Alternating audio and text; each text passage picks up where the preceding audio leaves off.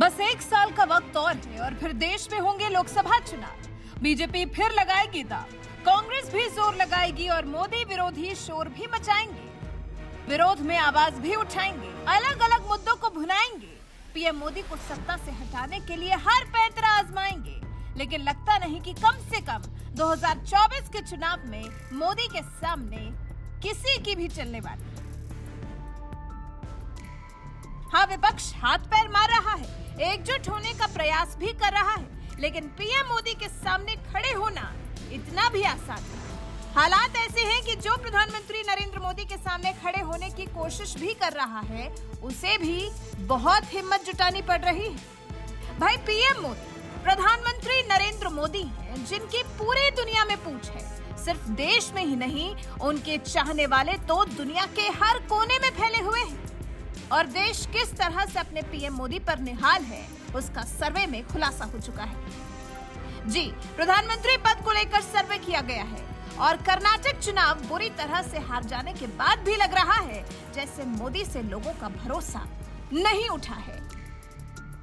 तभी तो लोक नीति centre for the study of developing societies ने एनडीटीवी के लिए पीएम मोदी की लोकप्रियता को लेकर सर्वे किया और इस सर्वे के जो नतीजे हैं वो मोदी समर्थकों के लिए तो हैरान करने वाले हैं ही, लेकिन हाँ, जो मोदी विरोधी हैं उनके पैरों तले जमीन खिसकाने वाले जरूर साबित हो रहे हैं,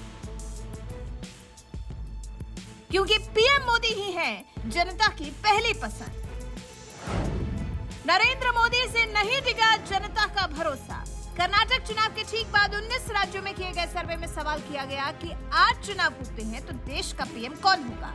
इस सवाल के जवाब में सर्वे में शामिल 43% लोगों ने कहा है कि अगर आज चुनाव होते हैं तो नरेंद्र मोदी पीएम पद के लिए उनकी पहली पसंद है। राहुल गांधी के पक्ष में सिर्फ 27% लोगों ने वोट किया।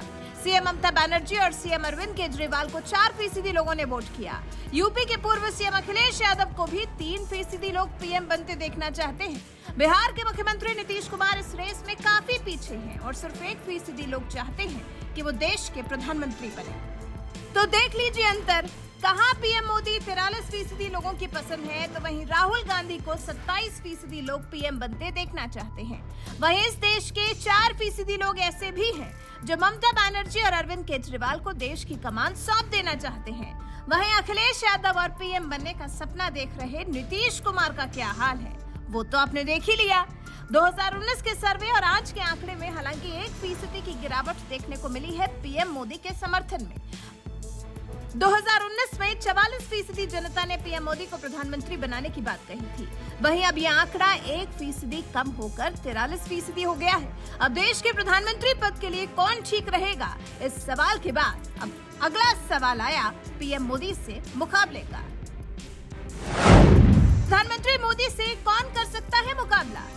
अब सर्वे में ये फैसला तो लोगों ने सुना दिया कि पीएम मोदी ही देश के पीएम बनने के लिए सबसे उपयुक्त चेहरा है, लेकिन अब जब चुनाव होगा तो पीएम मोदी अकेले तो रेस में होंगे नहीं, उनको टक्कर देने वाला कोई तो होगा। तो सर्वे के मुताबिक 34% मतदाताओं का मानना है कि राहुल गांधी पीएम मोदी को चुनौती दे सकते हैं। 11% लोग मानते हैं कि अरविंद केजरीवाल भी पीएम मोदी को टक्कर देने की काबिलियत रखते हैं। अखिलेश यादव के नाम पर सिर्फ 5% लोगों ने ही वोट किया। ममता बनर्जी भी पीएम मोदी को टक्कर देने के सवाल पर सिर्फ 4% वोट ही अपने समर्थन में जुटा पाई। ऐसे में यहाँ राहुल गांधी की परफॉर्मेंस थोड़ी हैरान कर देने वाली है। लग रहा है जैसे कहीं न कहीं कर्नाटक चुनाव का असर तो हुआ है, जो राहुल गांधी में थोड़ा बहुत तो पीएम मोदी को टक्कर देने के मामले में लोगों का भरोसा बढ़ा है। या फिर भारत जोड़ो यात्रा, आखिर राहुल गांधी को अपनी कौन सी योजना से जनता के मन में जगह बनाने में सफलता मिली है? राहुल गांधी की कैसे बढ़ी लोकप्रियता? 26% लोगों ने तो राहुल गांधी को हमेशा से ही अपनी पहली पसंद बताया है। वहीं 15% लोगों का कहना है कि भारत जोड़ो यात्रा के बाद से कांग्रेस को पसंद करने लगे हैं। वहीं यहाँ 16% लोग ऐसे भी थे जो कह रहे थे कि उन्हें राहुल गांधी जरा भी पसंद नहीं। वैसे इन सर्वे के रिजल्ट्स पर आपको कितना भरोसा है? आप इस सर्वे के बारे में क्या कहना चाहते हैं? आपको क्या लगता है, आखिर कौन है 2024 के लिए सबसे काबिल चेहरा? आखिर किस में दम है जो मोदी को दे सकता है टक्कर? और ऐसा क्या हुआ है जो राहुल गांधी की तरफ जनता का झुकाव बढ़ा है? और नीतीश कुमार, उनके बारे में क्या है आपका ख्याल? अपनी राय हमें कमेंट कर जरूर बताएं।